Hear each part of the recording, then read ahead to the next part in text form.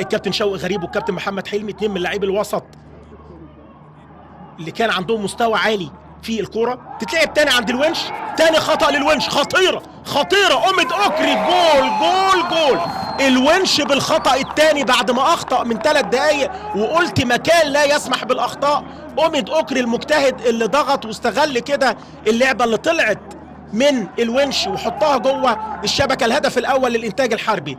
ادي الفريق الحربي والانتاج التهديفي ليه عن طريق اوميد اوكري بعد ما اتضغط خطفها منه الراجل. كان لازم يشيل الونش من هنا، انما يا ولد يا لعيب، جول هدف لاوميد اوكري. وبص اخطاء بقى المدافعين، محمود حمدي الونش اللي قدم مستويات جيده في الدور الاول، انما اخطاء تكلف فرقته اهداف في منتهى الصعوبة مع الدقيقة 22. 1-0 للإنتاج الحربي، ولسه بنتكلم من 3-4 دقايق بعد برضو ما محمود حمدي الونش كان أخطأ في واحدة وطلع شريف علي رقم 29. هنشوف مكان مين.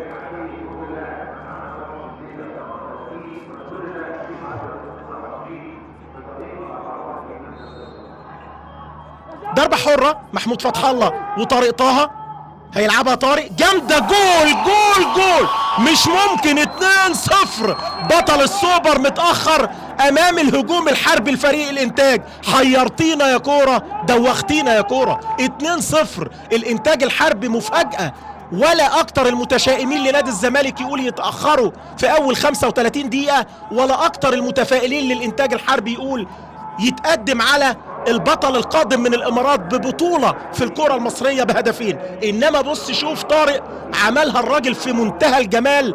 2-0 محمود جنش اللي وقف الحائط البشري والمفروض واخد الزاوية التانية، هيسأل برضو مع الحائط عن الهدف. ادي اللعبة اتكلم عليها محللنا كابتن احمد سليمان مدرب حراس المرمى الكبير لمنتخب مصر. مساعدينه في الجهاز الفني الوقت اللي جاي بعد ما اتأزمت عليه العملية طوال 43 دقيقة. محمد ابراهيم يا ولد يا لعيب، خطيره. ابو الفتوح خطيره مش ممكن. باولو جول هدف لنادي الزمالك يفرق كتير في مجريات الامور. انما ابو الفتوح كان هيسجل، تيجي في العارضه وتروح لصاحب نصيبها حسام باولو. 2-1.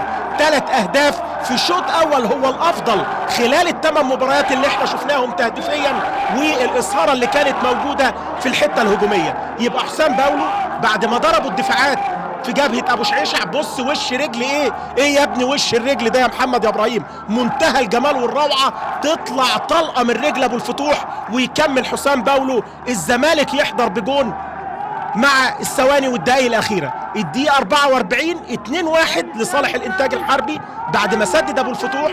لسه جوه الملعب اهو في الاعادة وبيكملها باولو بدماغه، هدف اول لصالح نادي الزمالك.